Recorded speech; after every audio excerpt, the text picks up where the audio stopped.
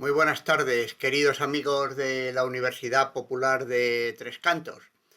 Pues, en primer lugar, mi agradecimiento por la invitación para colaborar en las conferencias de este curso que hay que dar de esta manera, sin el calorcito de la sala donde nos reunimos, pero al menos hay esta posibilidad de encontrarnos y bueno, pues de acuerdo con lo que me ha pedido Eloy, vamos a dedicar un ratito a hablar del escritor canario Benito Pérez Galdós, del cual se cumplen, como ustedes bien saben, 100 años de su fallecimiento.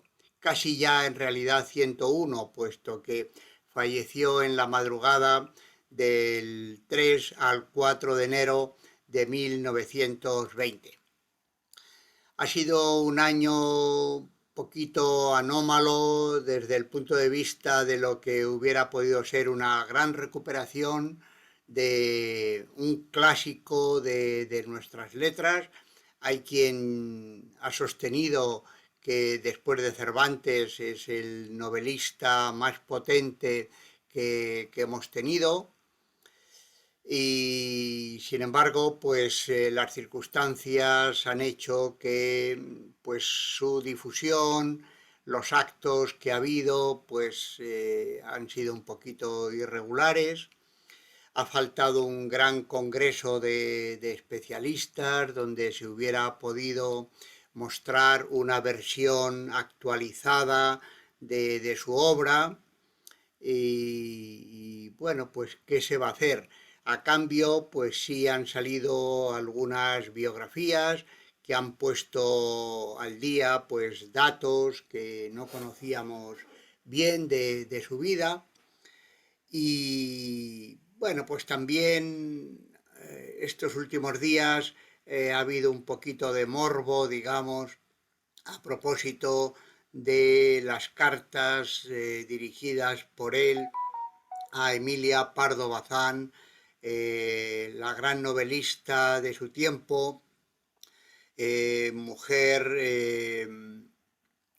defensora de los derechos de la mujer, feminista, diríamos hoy, excelente escritora, con buena formación, y bueno, pues también esto coincide con la afortunada recuperación del Pazo de Meirás por parte del Estado, puesto que esto es patrimonio de todos los españoles y ahí está su biblioteca, etcétera.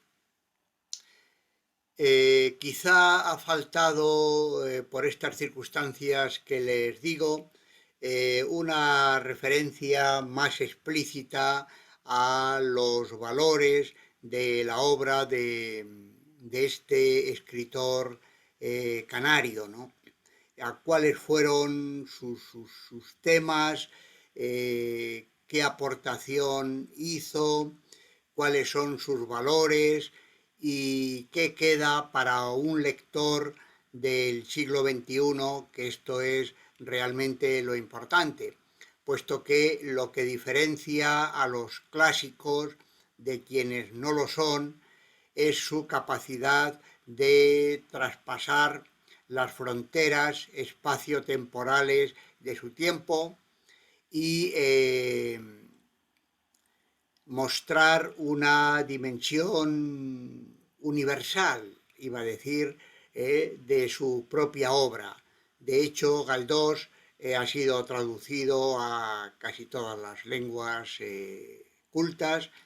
Es un autor muy leído, apreciado, tuvo una presencia muy fuerte en el hispanismo norteamericano en los años 60 y 70, los años del comienzo de la transición democrática, por cuanto Galdós representaba los valores de la España liberal del siglo XIX, ¿no? Buena parte de los cuales quedaron truncados con la guerra civil. De tal manera que eso hizo que la obra de este novelista pasara a ser considerada desde los sectores más conservadores como la producción de un autor anticlerical, incluso, si se me apura, antirreligioso, lo cual es una injusticia enorme con lo que significó Benito Pérez Galdós, etc. Tenemos una deuda importante con aquellos hispanistas, Gustavo Correa, Hintenhauser, Rodolfo Cardona, López Morillas, bueno, tantos estudiosos que dejaron sus estudios, sus análisis. No quiero olvidar a Fernández Montesinos, no me venía su nombre, pero él también tiene una obra muy importante.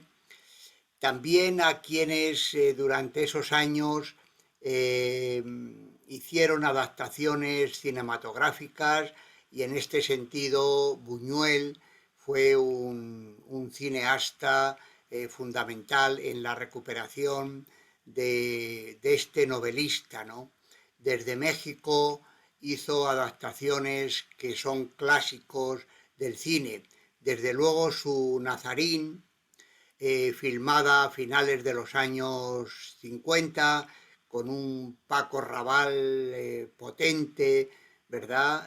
Recio ante la cámara, película que no se pudo ver en España hasta finales de los 60, que es cuando yo tuve ocasión de verla, y traigo aquí este testimonio por cuanto fue mi acceso a Galdós, ¿no?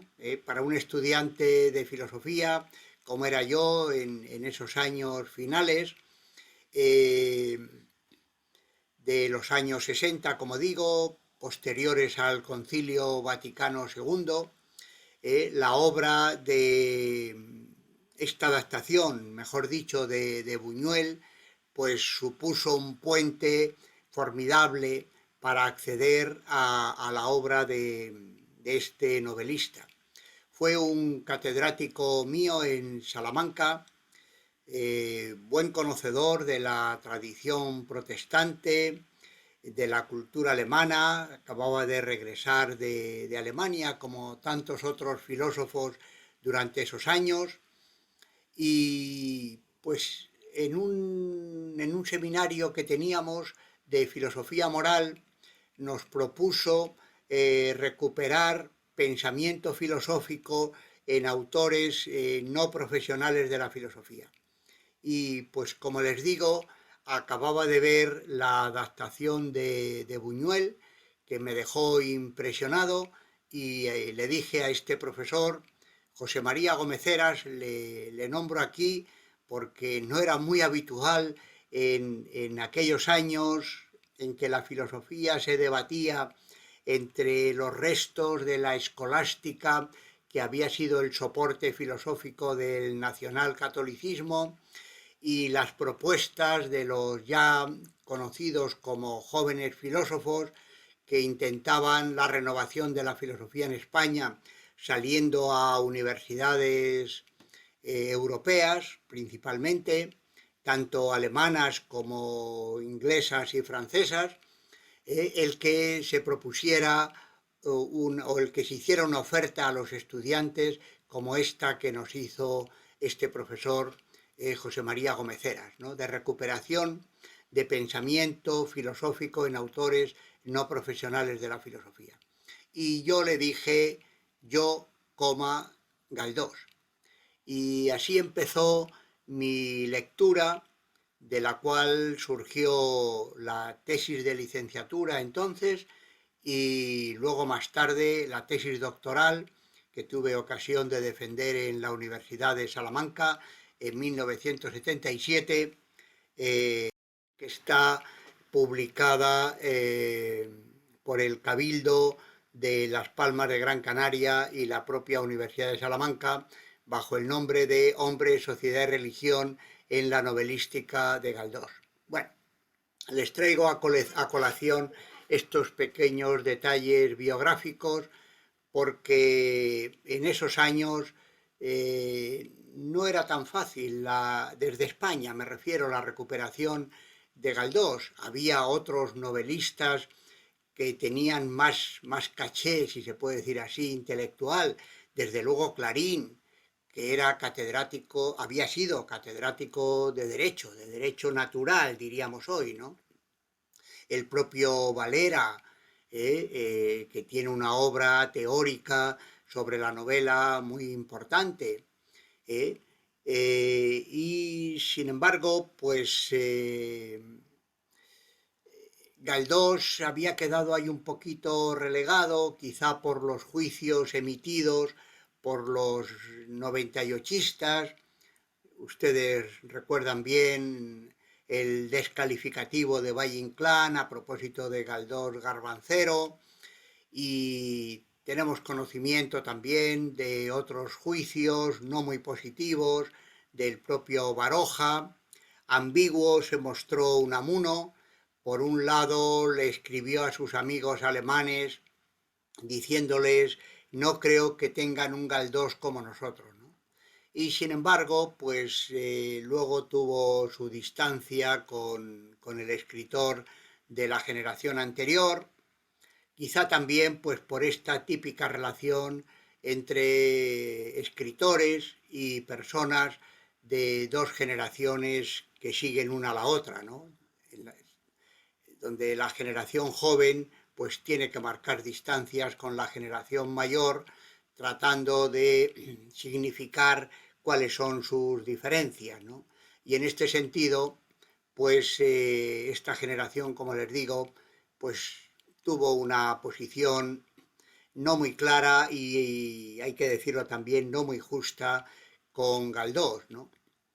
Sí escribió con generosidad Ortega en la muerte de Galdós, a cuyo entierro se sabe que acudió una ingente multitud de la clase obrera madrileña, lo cual es bien significativo. Bueno, en fin, esos años 60 supusieron el comienzo de la recuperación del liberalismo del 19, de lo que fue toda la tradición krausista y la recuperación de Giner de los Ríos, ¿no? La recuperación de la institución libre. Ciertamente Galdós tuvo una relación al principio un poquito distante de los krausistas. Su filosofía le parecía oscura y con una jerga difícil de entender para España. La traducción de la filosofía analítica que había hecho Julián San del Río, el primer catedrático de Historia de la Filosofía, enviado fuera de España, y él terminó en Alemania en contacto con discípulos de San del Río, de Krause, pues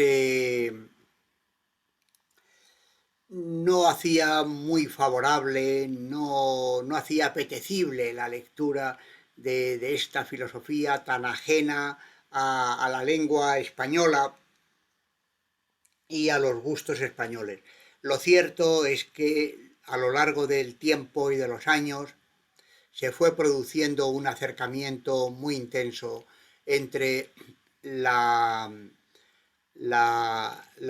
propuestas de Francisco Giner y todo el espíritu de la institución libre de enseñanza y el propio Galdós, de tal manera que sobre todo la última fase de su vida pues supone una aproximación humana e intelectual a todo el legado de la institución libre, que como bien saben fue el grupo perdedor de la guerra civil, eh, por algunas razones que luego podemos ir apuntando, ¿no?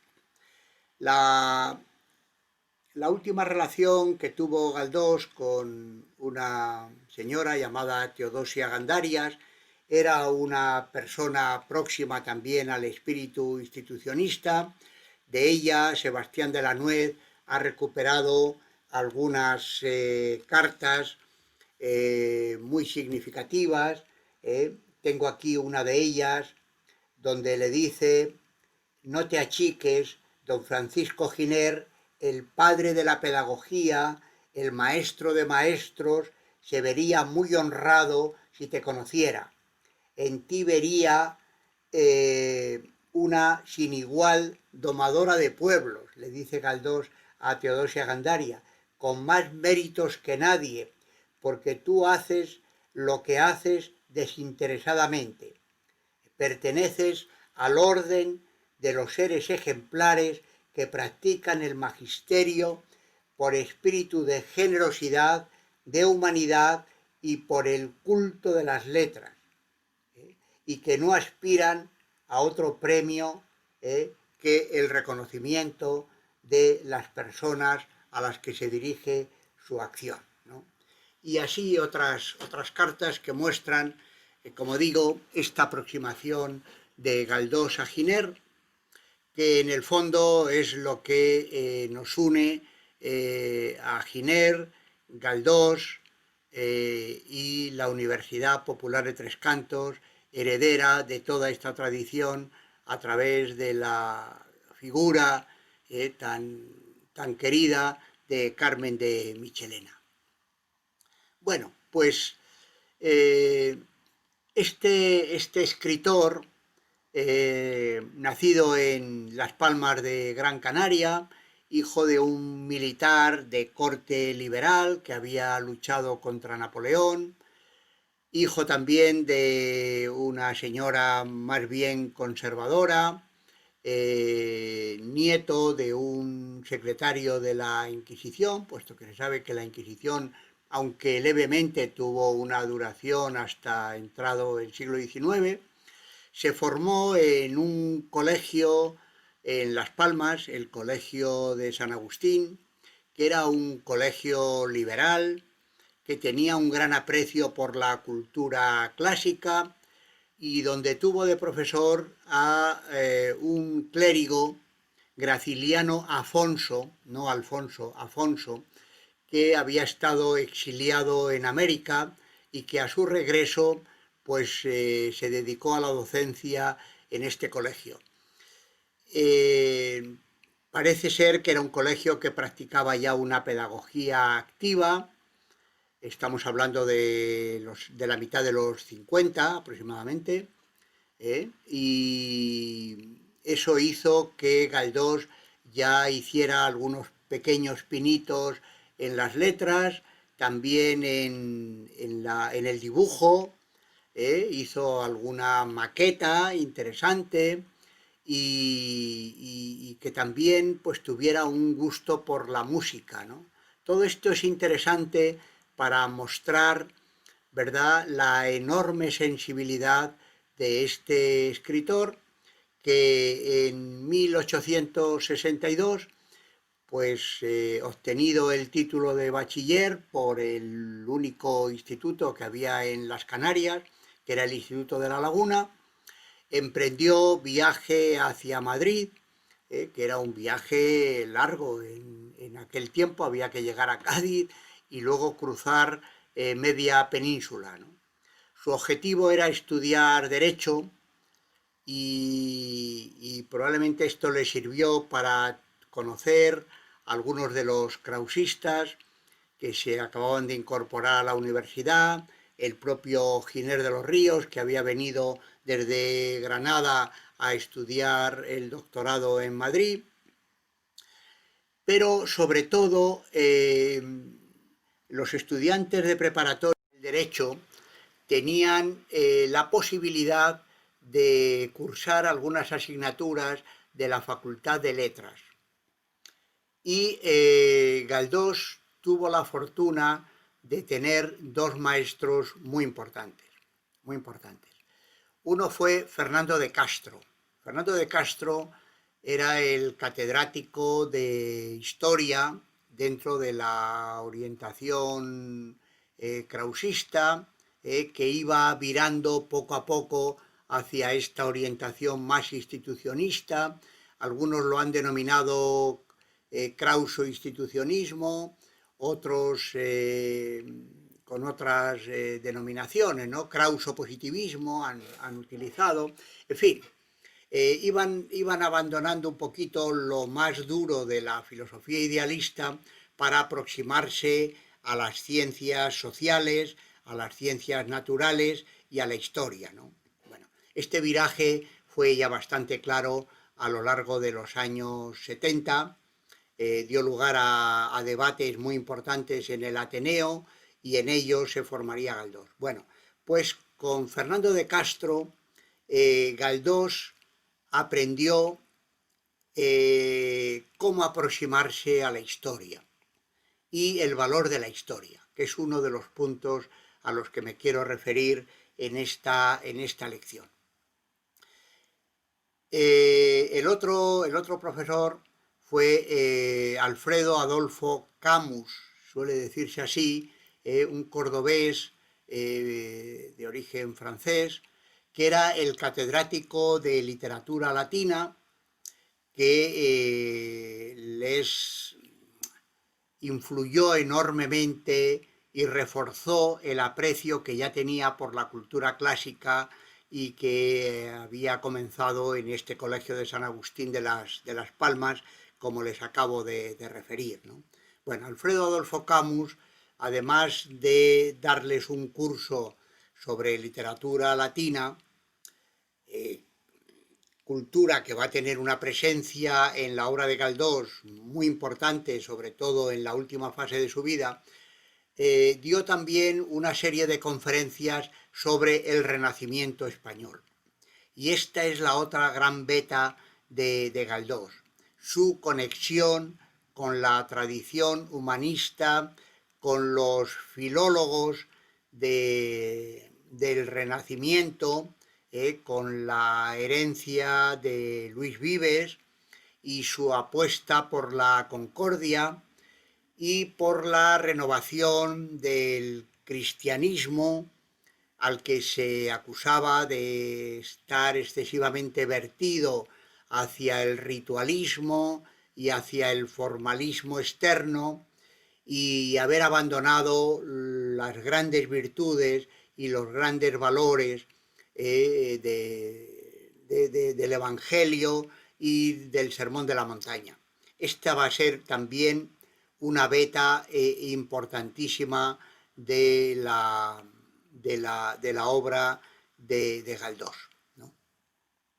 Bueno, sobre ambos escribió dos semblanzas en el periódico La Nación, y no se las leo ahora por no alargar excesivamente esta charla o esta conferencia, que simplemente trata de ser una introducción y una iniciación a que lean a Galdós, o más bien lo vuelvan a leer o lo lean permanentemente, ¿verdad? Como un autor al que siempre se vuelve, es crearles un poquito el gusto por Galdós. Así pues, fue bastante tempranamente cuando Galdós tuvo sensibilidad por dos aspectos que van a tener una enorme importancia en su obra. Una es el valor de la historia, la importancia de la historia. La otra va a ser el valor de la experiencia religiosa, o como él llamará después, el sentimiento religioso, ¿verdad?, al cual le da una importancia enorme. Quedaría, para cerrar el triángulo sobre el que se sustenta su obra, una mención a el valor de la literatura. Bueno, Galdós sabemos por sus biógrafos. Por cierto, este año se han publicado 3 excelentes biografías. Contábamos con una clásica del año 1996 de Ortiz Armengol.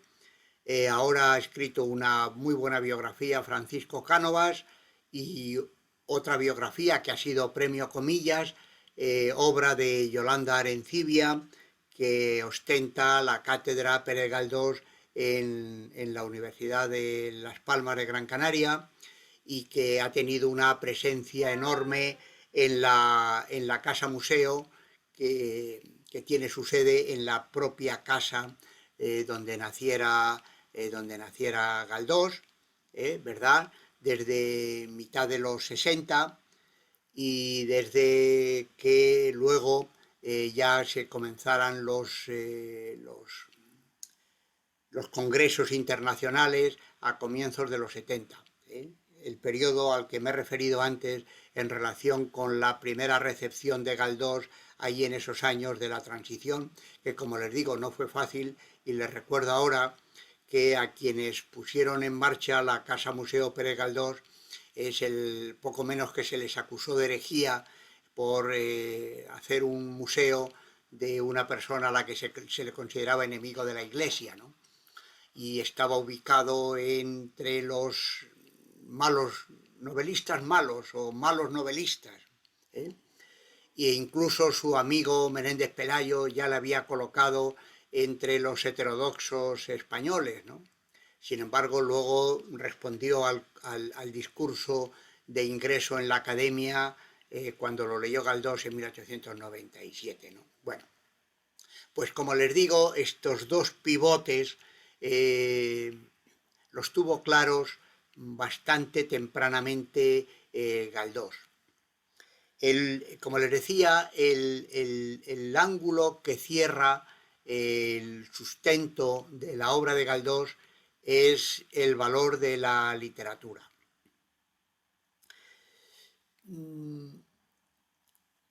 Galdós, cuando llega a Madrid, como les digo, venía a estudiar Derecho. Todos los biógrafos señalan que su asistencia a las clases era muy irregular. Le interesaba más el pálpito de la vida, de la gente, y eso le llevó a las redacciones de varios periódicos, el periódico La Nación, el Movimiento Intelectual de Europa, fue director del Debate, etcétera, ¿no? Así que se comenzó a curtir en el periodismo, ¿no? No un periodismo de reportero, sino un periodismo de reflexión, digamos, ¿no? Hacía crónicas literarias, crónicas de eventos, reflexiones sobre cuestiones de la vida madrileña, y esta atalaya del periodismo, este periodismo que, como les digo, era un periodismo de reseñas literarias, etcétera, pues le puso en contacto con buena parte de la producción de su tiempo, ¿no? De la producción literaria de su tiempo. Y aquí está esta clave que hizo que Pérez Galdós diera el salto del periodismo a la literatura, y más concretamente a la novela, ¿no? A la novela. Al final de la novela Misericordia, escrita el mismo año que La familia de León Roch, una novela magnífica, marianela, ¿no? De una ternura, de una visión poética maravillosa, contando cómo habían ido unos reporteros extranjeros por la ciudad donde había vivido la pequeña heroína, esta María Canela, la niña que había sido el lazarillo del niño ciego, el hijo del dueño de las minas de este pueblo de Santander, ¿no? De un pueblo de Santander, que el niño luego recupera la vista gracias a la ciencia, le curan las cataratas, comienza a ver, y este niño termina enamorándose de su prima, que era una persona de la misma clase que él, y deja a Marianela, una niña poco afortunada físicamente, digamos así. Bueno, una historia muy humana, que se lee con deleite y con pasión, ¿verdad? Bueno, pues esta novela eh, termina con la expresión de Galdós: una vez averiguada la verdad, se escribió este libro. Quiere decir que los periodistas que habían ido a escribir la crónica o la biografía de esta niña no se habían enterado de nada, porque se habían quedado en la historia externa y en los testimonios que quizá los vecinos les habían contado, y no habían profundizado realmente en el sentido profundo de la vida humana. Así pues, Galdós, que se inició en el periodismo, que no lo abandonó nunca, de hecho acaba de publicar Isabel Román, profesora de la Universidad de Extremadura, una edición completa de todos los artículos que durante más de 11 años, con luego algunos añadidos posteriores, estuvo enviando durante el periodo de la Restauración al periódico La Prensa de Buenos Aires, ¿no? O sea, quiero decir que durante tiempo posterior a este tiempo inicial del que les estoy hablando, Galdós siguió escribiendo para los periódicos, y lo hizo en los comienzos del siglo XX, ¿eh?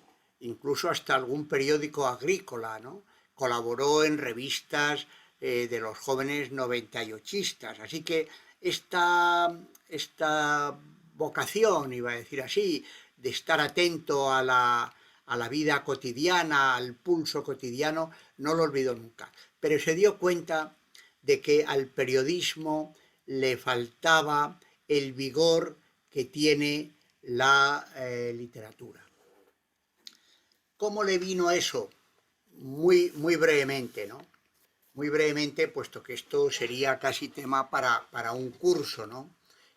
Y simplemente, de manera breve, voy a tocar estos 3 puntos, de estos 3 ángulos del triángulo galdosiano: la novela, la historia y el sentimiento religioso, como un marco para las lecturas que ustedes mismos hagan de Galdós. Bueno, la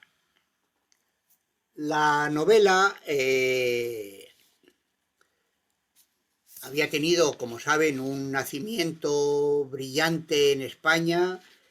Cervantes fue el creador de la novela moderna, con el antecedente del Lazarillo de Tormes y el Guzmán de Alfarache, ¿verdad? Pero el Quijote, la edición de 1605, en el paso del Renacimiento, periodo al que me he referido antes, hacia el Barroco, supuso la creación de un género nuevo,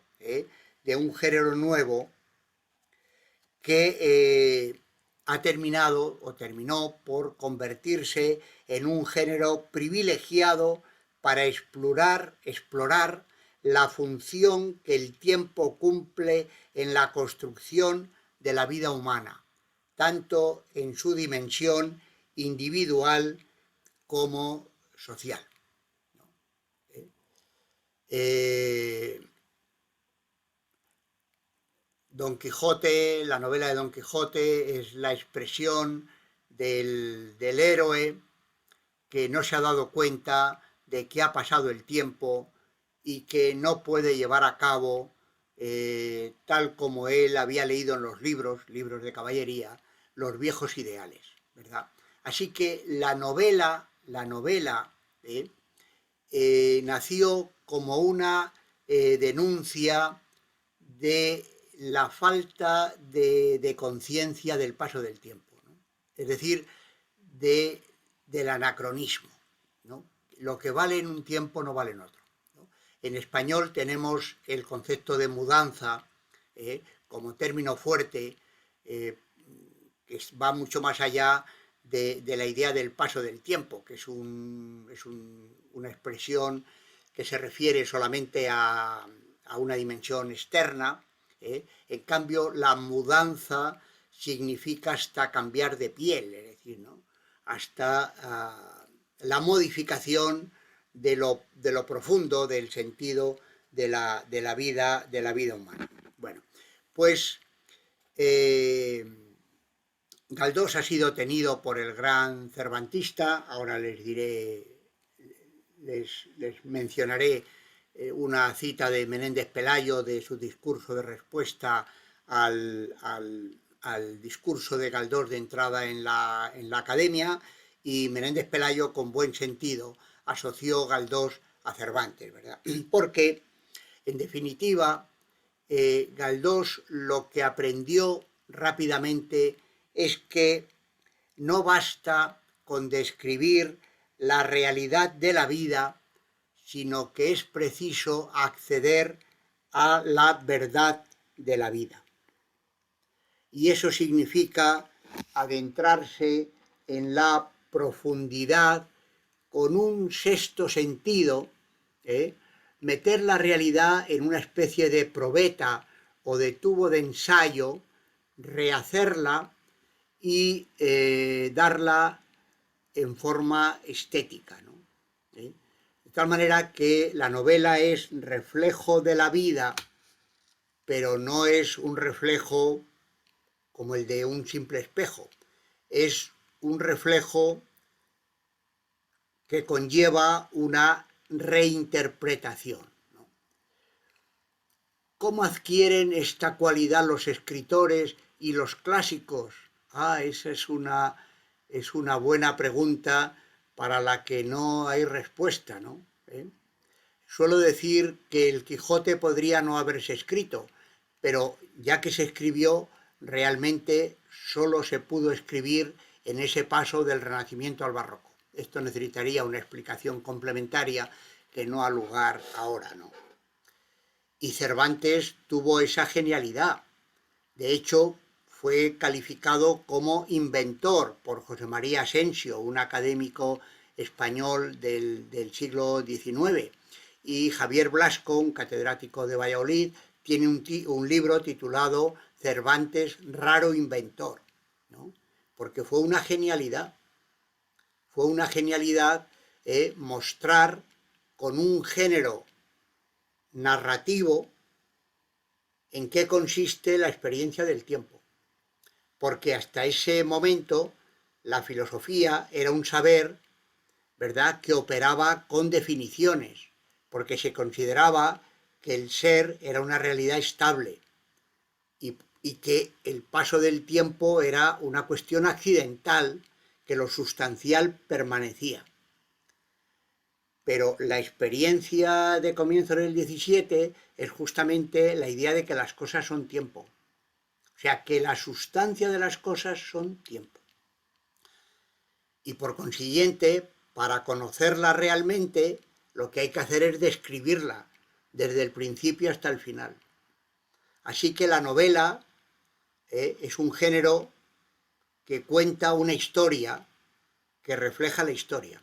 Bueno, los ingleses tienen dos términos para referirse a esta doble realidad. En español solamente utilizamos la palabra historia.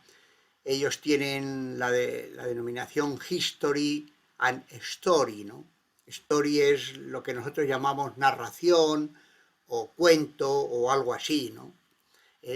pero el Quijote es la historia de Don Quijote, ¿no? Y lo que refleja es la historia de su tiempo, porque Don Quijote es un hombre que hubiera sido un héroe triunfante en el siglo XVI y que se convierte en un héroe tragicómico en el XVII, porque ya no era el tiempo de caballeros andantes. Bueno, esta capacidad de la novela, ¿verdad?, para escudriñar el sentido profundo de la vida, pues yo creo que fue aprendido por Galdós en las lecturas de todas estas obras que él iba leyendo para hacer las crónicas en los periódicos, etc. El nexo entre el tiempo de Cervantes y el tiempo de Galdós probablemente fue Larra. Larra escribe en 1836 un artículo para el periódico El Español titulado Literatura y termina con estas palabras: rehusamos lo que se llama en el día literatura entre nosotros. No queremos esa literatura reducida a las galas del decir, al son de la rima, a entonar sonetos y odas de circunstancias, que concede toda la expresión y nada a la idea, sino una literatura hija de la experiencia y de la historia, y faro, por lo tanto, del porvenir, estudiosa, analizadora, profunda, etcétera, etcétera. No leo más para no alargar. Este texto de Larra yo creo que fue muy, muy importante. De hecho, la generación del 68 consideró que Larra era el renovador de la literatura en este sentido, de literatura de ideas, de literatura profunda, que no se quedaba que no debía quedarse en la forma, en la pura rima, como dice, y eso es lo que llevará a Galdós, ¿verdad?, a superar la novela histórica como la de Walter Scott y estas novelas románticas por una novela que yo denomino novela de la historia, que es una reflexión sobre la historia. Pero bueno, está puesta por la novela, ¿no? Habría otros textos que simplemente ahora les refiero, ¿verdad? Uno de ellos es del propio Giner de los Ríos, que escribe en 1871 un texto titulado Las artes, el arte y las artes, ¿no? El arte y las artes. Y antes, el año 1862, había escrito un texto muy interesante titulado Consideraciones sobre el desarrollo de la literatura moderna. Ahora les mencionaré el primer texto teórico de Galdós, es del 70. Así que está entre estos dos textos de Giner, el escrito el año 62 y el que va a escribir el 71. En el del año 62, Giner decía lo siguiente: suprímase la literatura de un pueblo y en vano se apelará para reconstituir su pasado a su historia política. Muda armazón de sucesos, esqueleto que no reviste la virilidad de la musculatura ni anima el vivificante calor de la sangre. Así que lo que hace la literatura, a diferencia del periodismo o de otras formas de descripción, es la idea de vivificar o animar. Animar es dar el alma, ¿no? Incorporar el alma. Y sin ánimo no hay vida, ¿no? Sin ánimo no hay vida. Todavía recuerdo cuando mis paisanos de Segovia le ponían a Perico Delgado, allá en las cuestas de Navacerrada, ánimo Perico, ¿no? Ánimo Perico, ¿no? Bueno, Elvira Ontañón, hija de María Sánchez Arbós, recordaba cómo su madre siempre les decía la expresión ten alma, ¿no? Sin alma no hay vida. Bueno, pues el papel radical de la literatura es dar vida. Y dar vida recuperando, recuperando el sentido. El periodismo narra, es necesario, debe ser eficaz en la forma de describir los hechos, ¿verdad? Pero le falta la donación de sentido. Y este sería el papel de la literatura. El año 70, Galdós pone un prólogo a un libro sobre proverbios morales. Estaba buscando, que se me ha ido ahora el título. Sí, el libro se titulaba Proverbios ejemplares y proverbios cómicos de Ventura Ruiz Aguilera, publicado en la Revista de España, que era la revista de Albareda, que luego terminará dirigiendo Galdós. Bueno, pues como prólogo a este libro de proverbios, por lo tanto un libro moral, Galdós escribe observaciones sobre la novela contemporánea en España, que es como su programa literario, el papel de la literatura, ¿verdad? Y donde justamente se refiere, ¿verdad?, a este papel que ha de jugar la novela principalmente, quizá porque era el género que podía publicarse en los periódicos, saben que se publicaba en forma de folletín, y esto era lo que llegaba a las clases medias, que eran las clases lectoras.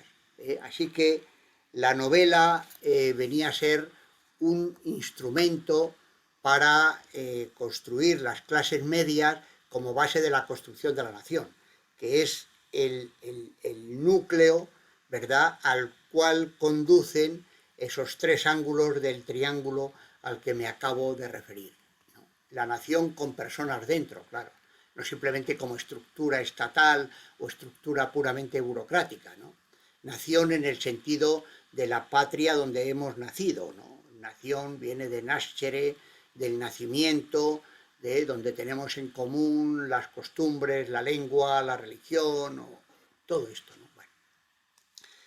No ha aparecido, decía Galdós en este texto, aún en España la gran novela, la obra vasta y compleja que ha de venir necesariamente como expresión artística de la vida.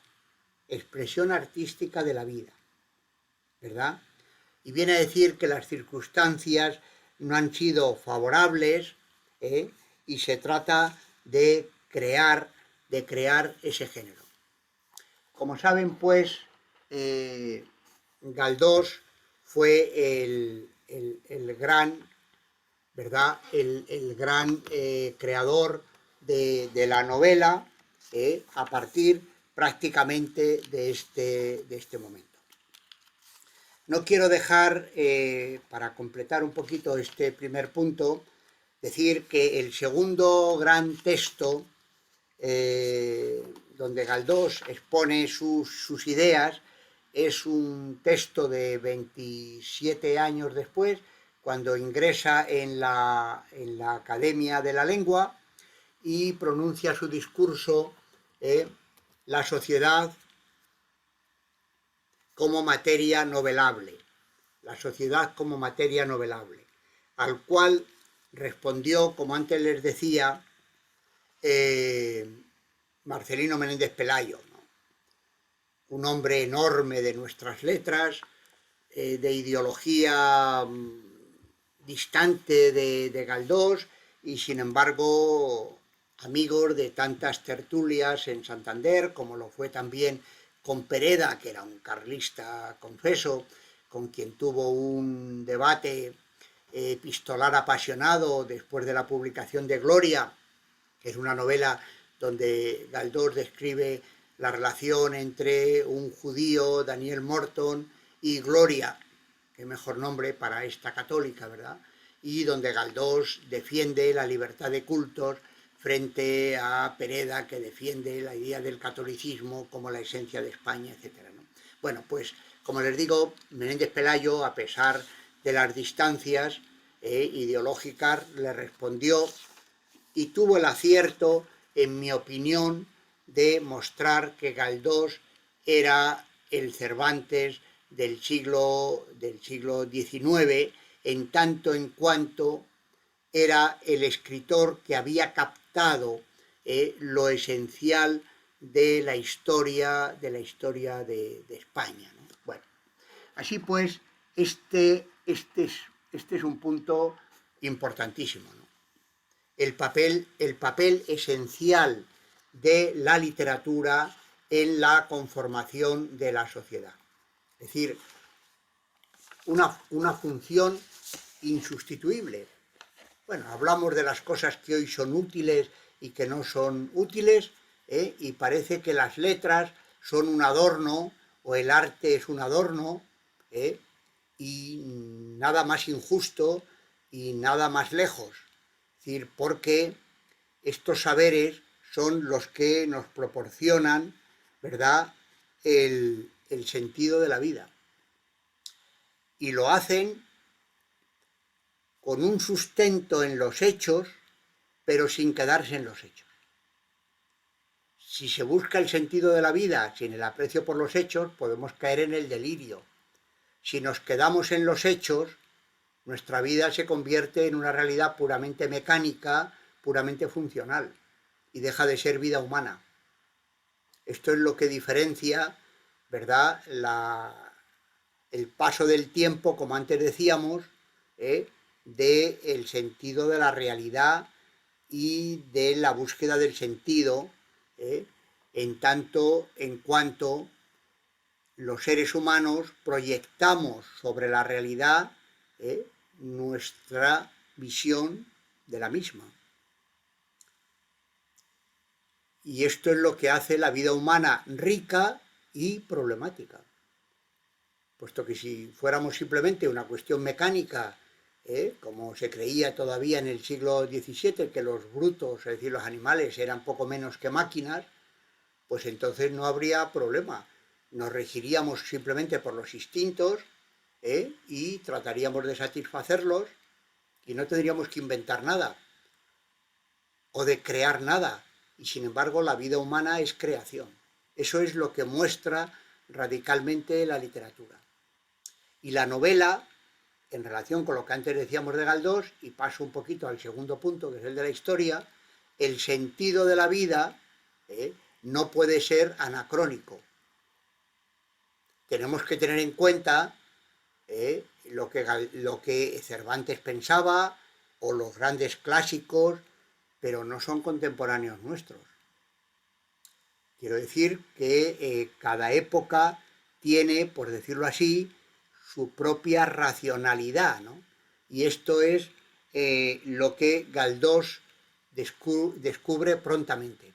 Así que prácticamente desde el principio la novela de Galdós es una novela no solamente histórica, como antes les decía, sino una novela que reflexiona sobre la historia, ¿no? La Fontana de Oro es la primera, El Audaz es la segunda, etc. Pero el año 1873 se embarca en un proyecto novelístico de unas dimensiones enormes, ¿no?, que le lleva desde 1873 al 79 y desde 1897-98 hasta 1912, en que ya Ciego cierra con el episodio de Cánovas.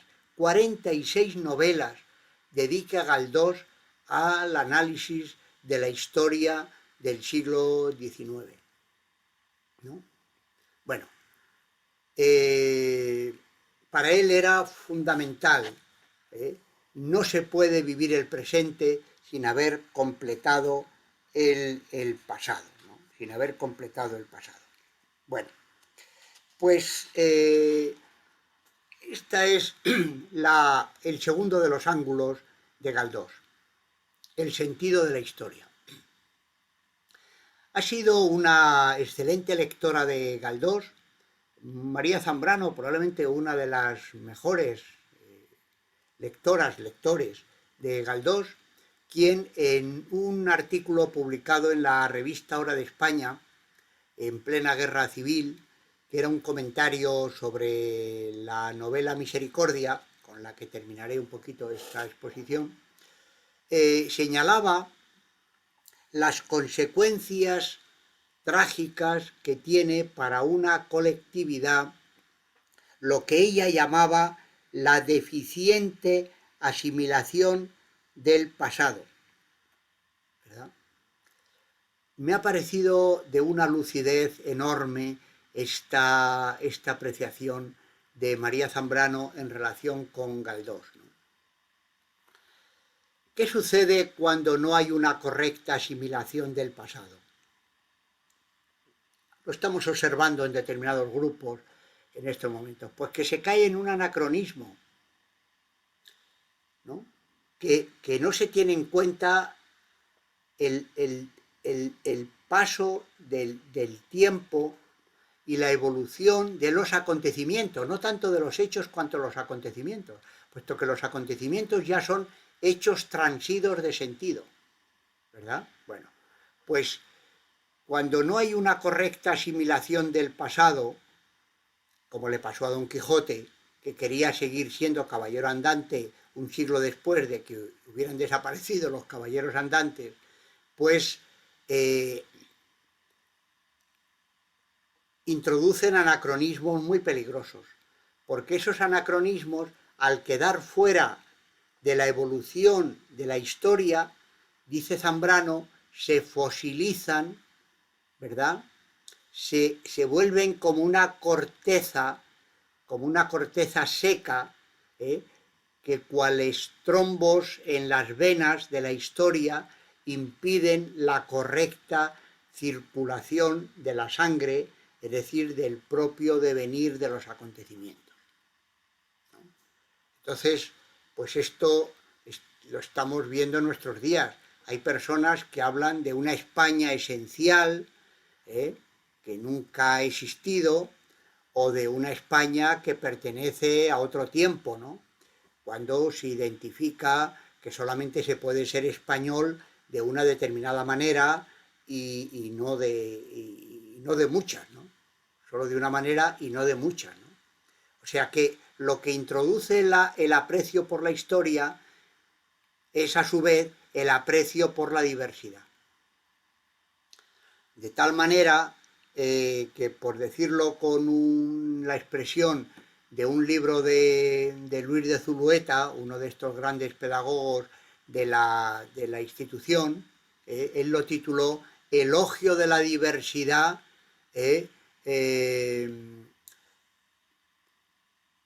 reconocimiento de la armonía, ¿no? Elogio de la diversidad, reconocimiento de la armonía. Es decir, la unidad, a mí me gusta más la palabra unión que la palabra unidad, la unión ha de darse, puesto que es necesaria para la convivencia, y para ello es necesario tener en cuenta la historia y cómo se han ido construyendo las naciones, en este caso España, ha de hacerse, como digo, la unión después de reconocer la diversidad. Si partimos de una unidad homogénea, pues estamos produciendo heterodoxos, porque todo aquel que no se atenga a la unidad dada va a ser considerado heterodoxo. Bueno, me parece que solamente Italia y España tienen 2 libros dedicados a los heterodoxos, es curioso, ¿no? Pero hoy comprobamos que se puede ser español de muchas maneras. Pero como decía Ferrater Mora, a propósito de Cataluña, no se puede olvidar que llevamos 1000 años juntos. Y esto no se puede tirar por la borda. ¿Qué quiere decir? Quiere decir que la novela de la historia, lo que busca es lo que Galdós llamaba el principio que informa la historia, que se descubre cuando los hechos se han clausurado. decir, cuando en términos históricos, ¿no?, una realidad ha terminado. Por ejemplo, Galdós comienza los episodios con la derrota de Trafalgar. Les diré una mínima palabra sobre esto ahora porque ya me voy alargando mucho, ¿no? Trafalgar ya había terminado, pero la novela tiene capacidad de descubrir, ¿no?, el principio que informó aquel acontecimiento.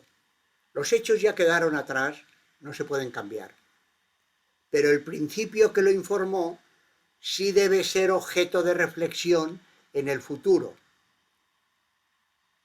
Para analizar los anacronismos que produjeron aquella derrota, y ya les adelanto que para Galdós tenían que ver en buena medida, ¿verdad?, con un falso honor o una falsa idea del orgullo patrio, en el sentido poco menos que calderoniano, de la idea de una España matamoros o una España, digamos, invasora o conquistadora y todas estas ideas. Y en segundo lugar, el segundo anacronismo es que Galdós prueba que la flota de Nelson era mucho más poderosa que la flota española, que tenía unos navíos que parecían catedrales góticas, pero eran poco operativos, y que se iba a quedar inmediatamente anquilosada con la aparición, ¿verdad?, de los barcos a vapor y de las nuevas máquinas de guerra. Pero esta es la primera denuncia que hay que tener en cuenta. Esto lo hace la novela, descubrir esos dos anacronismos. No podemos crear una España sobre la idea de los matamoros o de los invasores o de los conquistadores. No es tiempo. Es un anacronismo, ¿no? En segundo lugar, hay que ver en qué situación se encuentran los otros países desde el punto de vista técnico. No podemos vivir aislados, ¿no? Hay que tener un desarrollo técnico, científico, etcétera, ¿no? Y en ese sentido, Galdós lo que hace es recuperar de aquella derrota personas con un valor humano, incluso él dice con un valor superior por su dimensión religiosa, como era el almirante Churruca, ¿no?, el ejemplo de Churruca, o el ejemplo del pueblo de Cádiz, que terminó auxiliando a los combatientes, fueran ingleses o fueran españoles, o a los soldados que al final de la batalla remaban juntos en los mismos botes para salvarse, lo cual demuestra que las guerras son las que crean los adversarios y que no eran adversarios ni antes de la batalla ni después. Así que podría parecer que Galdós comienza con una derrota, pero nada derrotista. Lo que intenta mostrar justamente es una lección de lo que sus lectores el año 1873 podían aprender, ¿verdad? Así que este sentido de la historia, esta búsqueda de estar al tanto de la historia, del principio que informa a la historia, es el segundo de los elementos que conforman la obra de Galdós y que le llevaron, como digo, a que prácticamente toda su producción tenga un sentido histórico, pero concretamente estas 45 novelas que se conocen como los episodios nacionales. El último fue Cánovas, escrito en 1912, ya casi ciego, y ahí ya relata su propio tiempo, ¿no? Su propio tiempo. Era muy crítico con la obra de la Restauración, que le parecía un artificio, le parecía un artificio también la política, ¿verdad? Y este personaje inventado, Tito Livio, en rememoranza del historiador romano, que se ampara en la diosa Clío para dar garantía de que lo que está contando es verdad, pues es una reflexión, ¿verdad?, sobre lo que fue la Restauración, con la cual Galdós fue crítico, porque le parecía, como digo, una ficción política, puesto que era un pacto de dos grandes partidos, el Partido Conservador y el Partido Fusionista de Sagasta, que se alternaban en el poder y que dejaban fuera a la inmensa mayoría de la población española, con lo cual eso planteaba una cuestión muy importante en relación con la soberanía nacional. Bueno, no quiero meterme ahora en jardines, ¿verdad? Pero alguna vez he pensado que con la distancia de un siglo, además casi un siglo exacto, entre 1875, 1977, 78, el comienzo de la transición democrática tiene algunas analogías con lo que fue la construcción del modelo de Cánovas, ¿eh? Pero esto sería para explicarlo, hablarlo despacio, porque si no se me puede malentender, y además la España de 1978 no era la de 1876, pero tuvo algo también de pacto de élites, pacto de minorías, cuyos efectos se están mostrando ahora una vez que han llegado a la acción política generaciones que no habían nacido o eran niños en aquel momento y cuyos padres incluso no fueron tenidos en cuenta en ese debate, en fin. Esto tiene que ver pues con lo que Galdós denunciaba, ¿no? De hecho, Galdós, un liberal de clase media, terminó evolucionando dentro de esta concepción humanista hacia el republicanismo, entró en el Partido Republicano, formó parte de la coalición republicano-socialista, fue el diputado más votado en Madrid en 1910, compañero de Pablo Iglesias. Pienso que más bien por razones de tipo humano que por un sentido de clase social, pero esto también habría que matizarlo, ¿no? Y es imposible contar todo en un rato. Y bueno, luego pasó al partido de Melquiades Álvarez. Yo creo que llegó ahí imbuido de una moral social muy, muy potente, ¿no? En el sentido de que la soberanía nacional, la población española necesitaba una representación honesta y auténtica, ¿no?, frente al artificio de la política. Bueno, ya digo, no quiero establecer muchos paralelismos o analogías para no desviarnos, pero hay lecturas de Galdós que son de su tiempo y que tienen una cierta traslación, ¿no? El final de Cánovas es un final muy radical en las formas, llamando poco menos que a la revolución y a la transformación, aunque en los principios Galdós fue un hombre moderado, ¿no? Moderado en el mejor sentido de la palabra, en el sentido mejor de la palabra, en esta idea de la armonía de las clases, de las personas, etc. Así que apuesta por la literatura, reforzamiento de la novela como análisis de la realidad, el sentido de la historia, la búsqueda de ese principio que informa la historia más allá de los hechos que van quedando ahí, cosa que habría aprendido de Fernando de Castro, como les decía al principio, ¿verdad?, de ir buscando cómo los hechos van relacionándose unos con otros, y hay que estar atentos a esa evolución para ir desentrañando el sentido de la historia, tener sentido de la historia. Esta es una aportación de la filosofía y de la literatura, sin lugar a dudas. Y quedaría 5 minutos, aunque merecería mucho más tiempo. Como les decía al comienzo, he dedicado un libro entero a este problema, el papel del sentimiento religioso. Galdós era muy consciente de que en la historia de España la religión ha jugado un papel fundamental. Y llega a decir en un artículo publicado en 1885 en el periódico La Prensa de Buenos Aires, que ha sido el nervio de nuestra historia.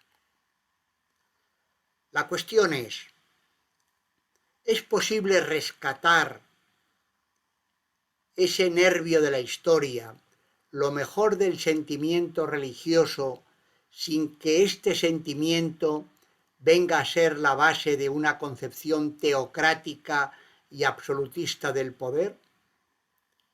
Pues a tratar de responder y de superar cualquier tentación de identificación del sentimiento religioso con una concepción teocrática, Galdós dedicó páginas y páginas y páginas. Desde las denuncias iniciales de Doña Perfecta o Gloria o la familia de León Roch, hasta las novelas de los años 90, Ángel Guerra, Nazarín, ya relatada, que tiene una segunda parte muy interesante, la novela Alma, hasta la gran novela, la excelente novela Misericordia, ¿no? Que muestra hasta qué punto, de acuerdo a lo que señala María Zambrano, Galdós le quitó cualquier veneno a la literatura, ¿verdad? La dotó de una profunda humanidad. Lo que hace Galdós en esas novelas de los años 90, después de la crítica que hace a la incorporación de los neocatólicos al partido moderado, de la incorporación del carlismo, ¿verdad?, del papel que habían venido a desempeñar en España las órdenes religiosas que vienen de Francia hacia 1880, cuando el gobierno de Jules Lévy no les permite dedicarse a la enseñanza en Francia y vienen a España. En el episodio Cánovas, si lo leen, ahí dedica páginas, ¿verdad?, a lo que supuso la llegada de tantas órdenes religiosas que fueron acogidas por Cánovas y prácticamente ocupan casi toda la enseñanza. Galdós llega a decir que es la Iglesia la que se ha constituido en Estado, y no le faltaba alguna razón. Fíjense que todavía andamos con este debate a propósito de la ley que está en el Parlamento ahora, o sea que no estamos hablando simplemente de un debate de hace un siglo, sino de un debate que no hemos superado. ¿Cuál es el papel del Estado? ¿Cuál es el papel de la Iglesia? ¿Y qué lugar debe ocupar la religión en una sociedad, ¿no? Todavía hay el problema de la enseñanza de la religión, etc. Bueno, pues Galdós dedica páginas y páginas a este tema, ¿no? Hasta el punto de que, yo creo que han leído ya la novela Misericordia, pero si no la han leído, es una lectura, iba a decir obligada, ¿no?, amablemente obligada, después de esta exposición sobre Galdós, de lo que es la recuperación del sermón de la montaña y de la misericordia como una virtud civil, encarnada en esta mendiga benigna que pide limosna a la puerta de la iglesia de San Sebastián en Madrid. Es decir, toda la obra de Galdós ocurre de puertas para afuera de la iglesia, ¿verdad?, y distingue entre la misericordia como forma de ser y la misericordia como una forma de organización de la beneficencia, que era lo que desempeñaba la Iglesia, ¿no?, a cuyo frente está este clérigo que benigna se inventa para que su ama, a la que está ayudando, no se sienta herida en su honor, y no decirle que vive de la limosna, le dice que está sirviendo a este clérigo, etc., ¿no? Bueno, esta es una novela fantástica que conecta con lo mejor de la tradición española, que es todo este cristianismo renacentista de fondo interior, ¿verdad?, que se basa en el sentimiento, en el cumplimiento de la fraternidad, de la igualdad, que no se limita a los ritos externos, al cumplimiento matemático de la salvación, que es una cuestión que siempre se asocia un poco con el modelo ignaciano, ¿verdad? Ir ganando la salvación con un libro en la mano y ir viendo el haber y el debe, etcétera, ¿no? Así que este tercer punto en Galdós tiene una importancia enorme y María Zambrano lo supo leer de manera magnífica. ¿eh? Eh, esta idea, ¿verdad?, de la capacidad que la persona humana tiene de soñar la justicia, ¿verdad? De soñar la justicia, ¿eh? Y de crearla.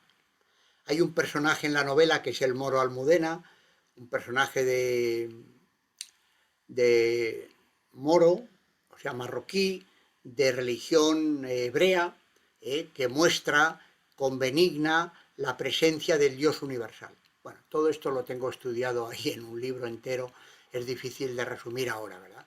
Pero esta doble idea, por una parte la misericordia como forma de construir la convivencia, la generosidad radical cuando la crisis es brutal, y en este momento estamos también, que es difícil apelar a las reglas de la matemática económica cuando hay situaciones que caen fuera radicalmente de esa situación. Y segundo, la máxima tolerancia, puesto que el Dios es el Dios universal que a todos protege, ¿verdad? Bueno, este sería un poco el legado de Galdós. Sobre Misericordia hay una versión cinematográfica que rodó en México Zacarías Gómez Urquiza, financiada por un exiliado, Manuel Alto Laguirre, que termina, hay un fondo de la novela de Galdós, pero hay diferencias, que termina como un alegato contra la ingratitud, ¿verdad?, en la película. Y casi lo mismo en la adaptación teatral de Alfredo Mañas, que quizá alguno de ustedes vio representada en Madrid por José Bódalo y María Fernanda Docón, una interpretación asombrosa, ¿no? En Galdós la novela termina con el perdón, es decir, con una especie de armonía entre la administración necesaria que toda sociedad necesita y que representa Juliana, la nueva administradora del ama cuando ésta ha recobrado la riqueza, y Benigna, la representante de la misericordia, ¿verdad?, que le dice, tus hijos están sanos, no vuelvas a pecar, ¿no? Es decir, termina con un perdón, ¿no? Bueno, Galdós luego tiene otra novela, la novela Casandra, que es una novela de combate contra el sentido teocrático, donde Casandra termina por matar a la representante de esta concepción teocrática, que es doña Juana, con un personaje que representa estos valores evangélicos, que es Rosaura, y donde hay un alegato contra el Dios de los ricos y el Dios de los pobres, que es justamente la diferencia que hay frente al Dios universal, ¿no? Bueno, pues Galdós terminó su vida como escritor con la representación de una obra de teatro titulada Santa Juana de Castilla, que es la representación de la que hemos conocido en los libros de texto como Juana la Loca, que hoy sabemos que fue víctima de razón de Estado, de su padre, de su marido y de su hijo, de la España que pudo haber sido de haber gobernado esta mujer, que era una mujer de formación erasmista, formada pues en este sentido evangélico de la religión, en este sentido de la concordia de Luis Vives, y que sin embargo pues no gobernó porque lo hizo su hijo Carlos V, cuya casa, la casa de los Habsburgo, tenía otros intereses, y fue la base de lo que se ha conocido como el Imperio Español. Ahora que se va a celebrar el centenario de los comuneros el año que viene, pues ahí los comuneros, como saben, fueron recibidos por la reina que estaba presa en Tordesillas, y esta reina les dice: miren, ya que están aquí los flamencos, ¿por qué no hacemos algo juntos, ¿no? En vez de ir a la guerra, que fue la guerra de las comunidades que perdieron los comuneros. ¿Por qué no hacemos algo juntos? La obra de teatro termina con el fallecimiento de esta reina en la noche del Jueves Santo al Viernes Santo, creo 1555, me perdonan si la fecha no es exacta, creo que es, con San Francisco de Borja a los pies de la cama, enviado por su hijo, ¿verdad? Y al otro lado, en la mesilla, el Elogio de la Locura, que era un libro de Erasmo que Galdós tenía en su biblioteca, donde criticaba, ¿verdad?, la falsa dialéctica, la verborrea, la falsa interpretación de los textos religiosos, y apostaba por leer de nuevo el Evangelio en su pureza, ¿no? Así que el representante de los jesuitas, tercer general, San Francisco de Borja, menino que había sido de la corte de Carlos V, representante de la Iglesia oficial, y esta otra religiosidad de tipo interior, de tipo agustiniano, ¿no? Era el sueño de Galdós. Sería posible que la Iglesia incorporara este mensaje que permitiera la convivencia en vez de la confrontación. Pues este vendría a ser el legado de este don del océano, como le calificó María Zambrano, ¿verdad? Este enorme novelista de una producción gigantesca, una gloria de nuestras letras, al cual la confrontación entre una España y la otra le privó del premio Nobel, que hubiera sido más que merecido. Un autor plenamente vigente,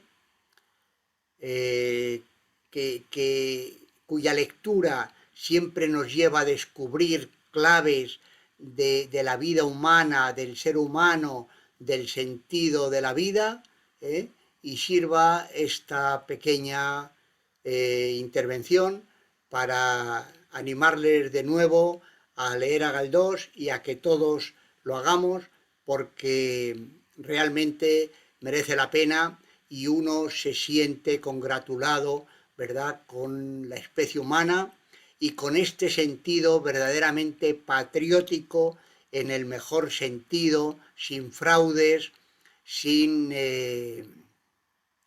los excesos con que lo utilizan algunos, ¿verdad? El sentido de la patria, el sentido de la nación, el sentido de la convivencia como base de la relación también entre los países. Galdós era un hombre de formación europea, un gran lector de los escritores de Francia, Inglaterra, de Italia, de estos tres países sobre todo, y por lo tanto no era un castizo en el peor sentido, pero era un español, ¿no? Y yo creo que hoy también nos viene muy bien recuperar este sentido frente a otros. Pues muchas gracias y siento no poder verles personalmente, espero lo podamos hacer pronto. Buenas Navidades a todos y un abrazo.